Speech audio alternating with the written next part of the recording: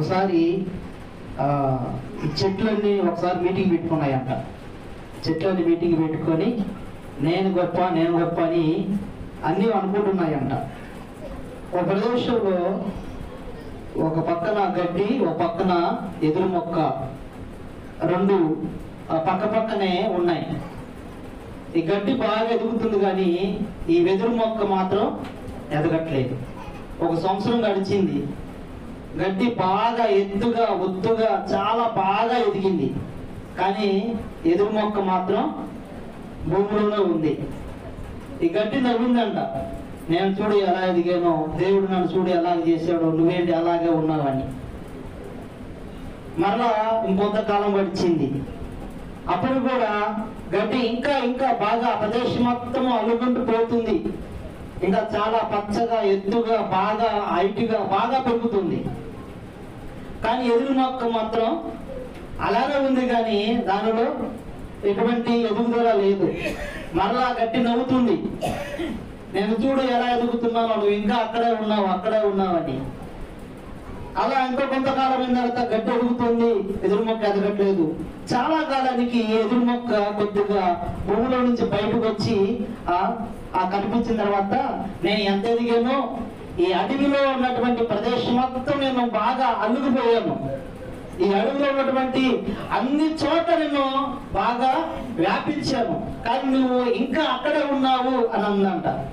అయినా కానీ ఎదురు మొక్క పట్టించుకోలేదు. ఒక 5 నెలల తర్వాత ఎప్పుడైతే భూమిలో నుంచి బయటకు వచ్చిందో, ఒక 5 నెలల లోపులోనే చాలా తక్కువ కాలంలోనే ఎదురు మొక్క చాలా బాగా హైట్గా బాగా ఎత్తుగా ఎదగడం ప్రారంభించింది.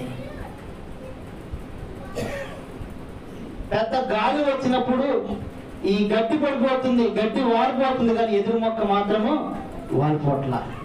ఎంత పెద్ద తుఫాను వచ్చినా, వరదలు వచ్చినా ఈ గడ్డి మొక్క ఎండిపోయి కొట్టుకుపోతుంది, వాడిపోతుంది, పడిపోతుంది. కానీ ఎంత పెద్ద వాన వచ్చినా కానీ ఎదురు మొక్క మాత్రము ఒక దాంట్లో ఉన్న ఒక గెడ కూడా ఉంగిపోవట్లేదు.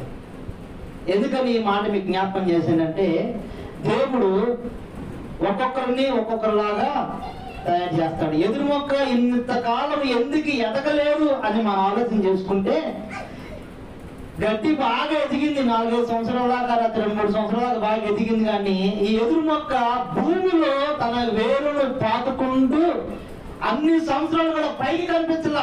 తన ఎదుగుదల, తర్వాత తన అభివృద్ధి, తన పనితనము పైకి కనిపించలేదు. కానీ భూమి లోపల తనకు మంచి పునాది వేసుకుంది. ఎంత మంచి పునాది అంటే, ఎంత పెద్ద తుఫాను వచ్చినా గానీ, ఎంత పెద్ద గాలివాన వచ్చినా గానీ, ఎంత పెద్ద జడివాన వచ్చినా గానీ పడిపోనంత గొప్పగా, పడిపోనంత దృఢంగా, పడిపోనంత బలంగా ఆ ఎదురు మొక్క తనను తాను గట్టిగా, ఒక స్టాండర్డ్ గా బలంగా పునాది వేసుకుంది. దేవునికి స్తోత్రం, హల్లెలూయా. ప్రియ దేవుని బిడ్డలారా, ఈ యొక్క సమయంలో మీకు చెప్పేటటువంటి ఒక చిన్న మాట ఏంటంటే, మనం కూడా కొన్ని సార్లు కొంతమంది బాగా ఎదుగుతున్నారు, కొంతమంది బాగా అభివృద్ధి పొందుతున్నారు. జాబ్ మీద జాబ్ వస్తున్నాయి, లేదా లోన్ మీద లోన్ వస్తున్నాయి, మంచిగా ఇల్లు కట్టేస్తున్నారు, మంచిగా కారు కొనుక్కుంటున్నారు. మన ఈ మధ్య బైక్ కొన్నారు, తర్వాత చూస్తే కారు కొన్నారు, మనం చూస్తే మంచి ఇల్లు కట్టారు. ఇలా ఏంటి, తర్వాత బంగారం కొనుక్కుంటున్నారు. మన జీవితం ఏంటి అని చెప్పేసి మనం అనుకుంటూ ఉంటాం. కానీ వాస్తవంగా మాట చెప్పాలంటే, భూమి మీద ఉన్న ప్రతి ఒక్కరు ఎంతమంది అయితే జీవంగా ఉన్నారు, నువ్వు రోగంగా ఉన్నావో, ఆరోగ్యంగా ఉన్నావో, లేకపోతే గొప్పగా ఉన్నావో, సన్నగా ఉన్నావో, లావుగా ఉన్నావో, ఎలా ఉన్నావో నాకు తెలియదు. కానీ నువ్వు భూమి మీద ఉన్నావంటే దేవుడు నిన్ను ప్రేమిస్తున్నాడు కాబట్టే నువ్వు లోకంలో ఉన్నావు. దేవుని స్తోత్రం, హల్లెలూయా, ఆమేన్. నిజంగా నువ్వు భూమి మీద ఉన్నావంటే దేవుని దృష్టి నీ మీద ఉంది. ఎవరిని మనం అడగనవసరం లేదు. ఒక మాట మనం ప్రశ్న వేసుకున్నాం, బయటకు చెప్పొద్దు సమాధానం, మనకు మనమే వేసుకున్న ప్రశ్న ఏంటంటే, మనం ఎన్నోసార్లు చాలా మంది ఎదురుగా తప్పులు చేస్తుంటాం, చాలా మంది తప్పు మాట్లాడుతుంటాం. కొంతమందిని అనుకోకుండా, లేకపోతే అనుకోనో, పొరపాటునో కొన్ని తప్పులు చేసి తండ్రినో, తల్లినో, భార్యనో, కూతురునో, తోటివారినో, పొరుగువారినో, స్నేహితులను ఎవరో నిందించుంటాం, అవమానపరుచుంటాం, ఏడ్పించుంటాం. కానీ నువ్వు ఎలాంటి వాడిని అడిగితే నేను మంచివాడిని అని చెబుతాం. కానీ నేను మంచివాడిని కాదు, నేను మంచిదారిని కాదని అంటామా? అనం. ఇప్పుడు పిండ్లంలోని వ్యక్తి లేడు, ఒకవేళ ఆ వ్యక్తి కనుక ఉండి కనుక తీసుకొని వచ్చి ఎరపాయి నువ్వు మంచోడా చెడ్డోడు అంటే నేను చెడ్డోడు నేను అంటాడా? లేదు, నేను మంచోడినే అని అంటాడు. మనం అనుకుంటాం నువ్వు చాలా మంది నేను వెళ్ళి ప్రార్థన చేస్తున్నా, ప్రార్థన దేవుడు అంటాడు అని ఒక రోజు నిర్ణయించుకొని మంచిగా స్నానం చేసేసి బైబిల్ పెట్టుకొని ప్రార్థన చేస్తాం. ప్రార్థన చేయగానే మనకు ఒక ఫీలింగ్ ఏంటంటే దేవుడు నా ప్రార్థన వినేస్తాడు. ఎందుకంటే నీ దృష్టికి నువ్వు మంచివాడివి, నువ్వు దృష్టికి మంచి దానివి కాబట్టి నీ ప్రార్థన వింటావు అనుకుంటావు. కానీ అసలు విషయం చెప్పనండి, నీ దృష్టికి నా దృష్టికి నేను మంచివాడిని అనుకున్నందుకు నువ్వు భూమి మీద లేవు, అనుకున్నందుకు నేను ఇంకా జీవించట్లా. ఒక గొప్ప ఆశ్చర్యకరమైన విషయం ఏంటంటే, ఒక అద్భుతకరమైన విషయం ఏంటంటే నువ్వు మంచివాడివి, నువ్వు మంచి దానివని దేవుడు అనుకుంటున్నాడు. దేవునికి స్తోత్రం, హల్లెలూయా. అందుకనే ఇంకా ఇంకా ఇంకా నువ్వు ఎన్ని పాపాలు చేసినా, ఎన్ని తప్పులు చేసినా, ఎన్ని వక్రీకరణ పనులు చేసినా దేవుడు ఇంకా నీ లోకంలో ఉంచుతున్నాడంటే దేవుడు అనుకుంటున్నాడు నా కుమారుడు మంచివాడు అని దేవుడు ప్రేమిస్తున్నాడు, నా కుమారుడు మారతాడు అని దేవుడు ప్రేమిస్తున్నాడు, నా కుమార్తె మారిద్ది అని దేవుడు ప్రేమిస్తున్నాడు. ఒక సన్నివేశం జ్ఞాపకం చేస్తా. యోహాను సువార్త 4వ అధ్యాయము. అక్కడ దేవుడు ఒక స్త్రీని కలుస్తాడు. ఎవరినండి? సమరయ స్త్రీని. అంటే విపరీతంగా మనకు చెప్పుకునే సమయం లేదు కాబట్టి నేను చాలా టూబుల్గా చెప్తాను. అక్కడ సమరయ స్త్రీ గురించి మీకు అందరికీ తెలుసు. సమరయ స్త్రీకి ఎంతమంది భర్తలు ఉన్నారండి? ఎంతమంది అండి? 17వ వచనం చదువుకున్నాం ఒకసారి. ఆ స్త్రీ నాకు పెనిమిటి లేడనగా యేసు ఆమెతో నాకు పెనిమిటి లేడని నీవు చెప్పిన మాట సరియే, నీకు 5 పెనిమిటి, ఇప్పుడు ఉన్నవాడు కూడా నీ పెనిమిటి. మరి మొత్తం ఎంతమంది అంటూ? 5 6 ఏమండి? ప్రియ దేవుని బిడ్డలాగా ఆలోచన చెయ్యండి. ఎందుకు ఈ మాట మీకు జ్ఞాపకం చేస్తున్నానంటే, ఎవరైనా తాగుతుంటే చిచి తాగుతున్నాడని మనం పక్కకు పోతాం. ఎవరైనా ఖైదీ చేసుకుంటే చిచి అని పక్కకు పోతాం. తిరిగిపోతే చిచి అంటాం. అబద్ధాలు కూడా చిచి అంటాం. నేను చెప్పినటువంటి ఇంకా పాపాల లిస్టు తీస్తే చాలా పాపాల లిస్టులు ఉన్నాయి. ఆ పాపాల లిస్టులో ఈ సమరయ స్త్రీ కూడా అందులో ఒక స్థానము సంపాదించుకుంది. కానీ దేవుడల్ని చిచి అనంలా, దేవుడల్ని నువ్వు వెళ్ళిపోయిన పక్క నుంచి అనంలా. నాకు తెలిసినట్టు ఒక వ్యక్తి ఉన్నాడు. ఒకసారి ఒక సందర్భంకి వెళ్ళిన తర్వాత ఆయన బైక్ మీద బఫీ ప్లేట్ పెట్టుకుంది. ఏంటంటే ఆయన వచ్చి అంటాడు, నువ్వు కాబట్టి నేను ఊరుకున్నా, వేరే వాళ్ళైతే నా బండి తాకనేను. ఎందుకంటే ఆ బండి అంట యేసు రథం అంట. ఏంటంటే అది పేరే పెట్టాడు దానికి, యేసు రథం. దేవుడు పెడితే ఎక్కించుకోడంట. మారు మనసు పొందితేనే ఎక్కించుకుంటాడంట, రక్షణ పొందుతూనే ఎక్కించుకుంటాడంట. మరి యేసు రథం పెట్టావు. రథం అంటే బండి, యేసు అంటే మన దేవుడు, మనం కొలిచేటువంటి ఒక ఆయన. మరి ఆ దేవుడు ఏం చెప్తున్నాడు? పాపాత్మ చూసి దూరంగా పోయాడా, దగ్గరకు రమ్మన్నాడా?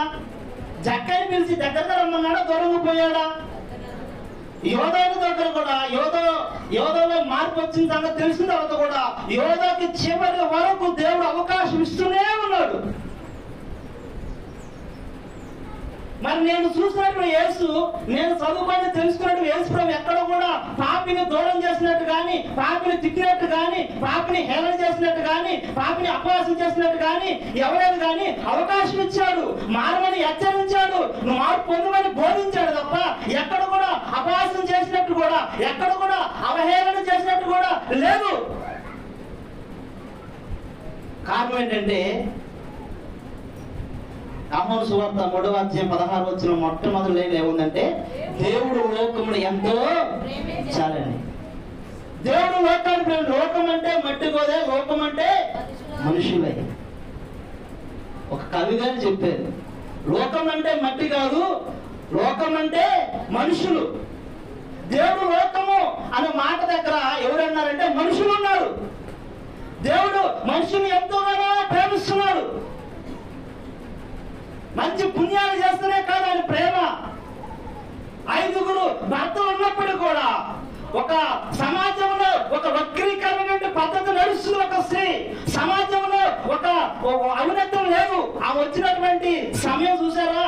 మంచినీళ్ళు బావి దగ్గరికి ఎప్పుడు వెళ్తున్నారండి? మా ఊరిలో బాగుంది, మీ ఊరిలో కూడా బాగుంది. ఎప్పుడు వెళ్తున్నాం? మనం వెళ్తున్నప్పుడు ఎప్పుడైనా మధ్యాహ్నం టైం వెళ్తున్నామంటే ఆపద సమయంలో, అనుకోకుండా సమయంలో, అర్జెంట్ సమయంలో వెళ్తాం. కానీ మేకం ఉదయం పూట కానీ సాయంత్రం పూట మన ఇళ్ళ టైంలో ఎవరో ఒకరు ఉంటారు. కానీ ఈ స్త్రీ వచ్చినప్పుడు బావి దగ్గర ఎవరు లేరు. కారణం ఏంటంటే ఆమెకు సమాజంలో గౌరవం లేదు, ఆమెకు సమాజంలో హేళన చేస్తున్నారు, ఆమెకు సమాజంలో ఎగతాళి ఉంది, ఆమెకంటూ ఒక సమాజంలో ఎక్కడ కూడా ఒక రెస్పెక్ట్, గౌరవం అనేది లేదు.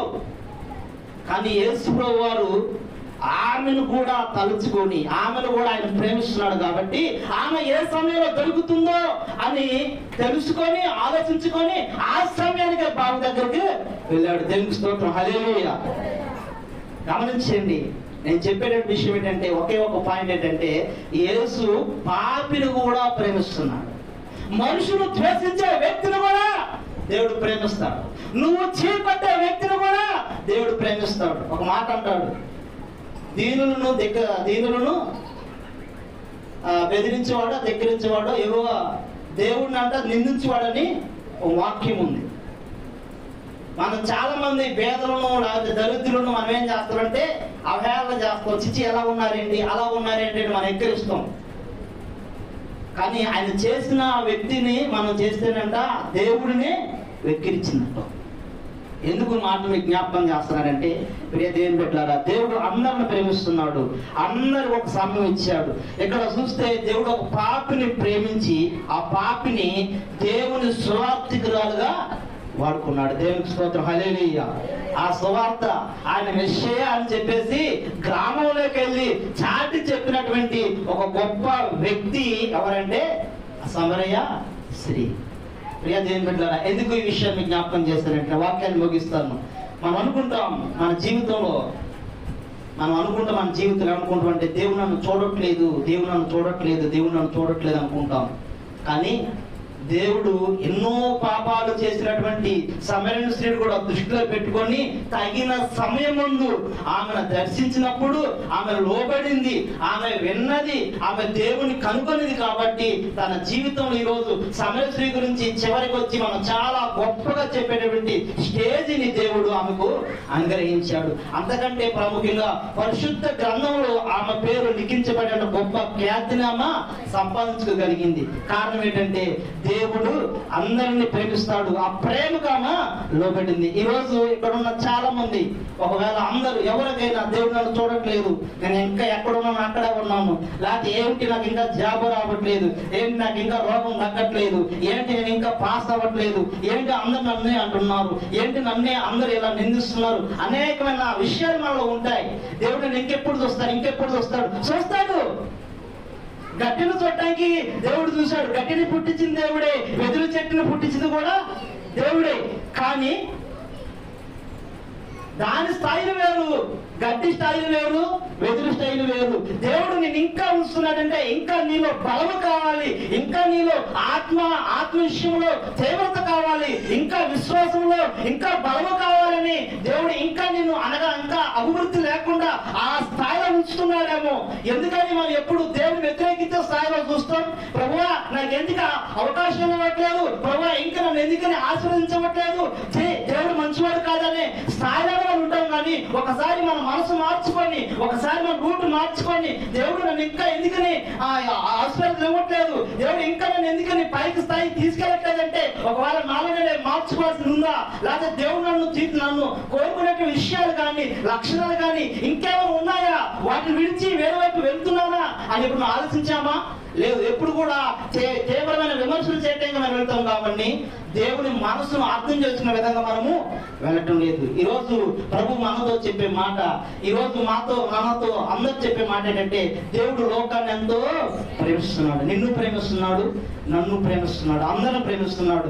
దేవుని ప్రేమ లోపం లేదు. కానీ ఆ ప్రేమను అర్థం చేసుకునేటువంటి, ఆ ప్రేమను రిసీవ్ చేసుకునేటువంటి నీలో నాలో మాత్రమే లోపం ఉంది. ఒకవేళ ఆ ప్రేమను రిసీవ్ చేసుకోగలిగితే దేవుడు నీ జీవితంలో, నా జీవితంలో గొప్ప అద్భుతమైన కార్యాలు చేస్తాడు. ఒక మాట, ఒకవేళ కొంతమంది అనుకోవచ్చు, నేను పాపిని కదా, లేకపోతే నేను ప్రార్థన చేయను కదా, అది నేను ప్రార్థన రాను కదా, దేవుడు నాకు పట్టించుకుంటాడా అంటే పట్టించుకుంటాడు. నేను పట్టించుకుంటాడు. ఏదో నామకార్థంగా నువ్వు బైబిల్ అక్కడికి వస్తున్నావు, వెళ్తున్నావు అనుకుంటున్నావు, కానీ దేవుడు నిన్ను పట్టించుకుంటున్నాడు, నిన్ను చూస్తున్నాడు. నువ్వు చిన్న పిల్లవో, పెద్ద పిల్లవో, పెద్దవాడవో, చిన్నవాడవో, నువ్వు ఎలా ఉన్నప్పటికీ, ఎక్కడ ఉన్నప్పటికీ దేవుడు నిన్ను చూస్తున్నాడు, నిన్ను పట్టించుకుంటున్నాడు. ప్రతి క్షణం నిన్ను చూస్తున్నాడు. నీ మీద కూడా ఆయన ప్రణాళిక ఉంది, నీ మీద కూడా ఆయన చిత్తం ఉంది, నీ మీద కూడా ఆయనకు ఆశ ఉంది, నీ మీద కూడా ఆయన ప్రేమ ఉంది. అందుకనే ఇంకా మన జీవితం మీద ఈ జీవనం మనము సాగిస్తున్నాం. కాబట్టి ఆ ప్రేమ మనం తెలుసుకొని ఆ తండ్రికి విధేయులుగా మనం ఉండి గొప్ప జీవితాన్ని జీవించే వారిగా మనము ఆయనకు అనుకూలంగా ఉన్నటువంటి గొప్ప ఆత్మలో తీవ్రత కలిగారుగా ఉండేటువంటిగా గొప్ప జీవితాన్ని దేవుడు మనకు అందరికీ దయచేసి నడిపించును గాక. ఆమేన్.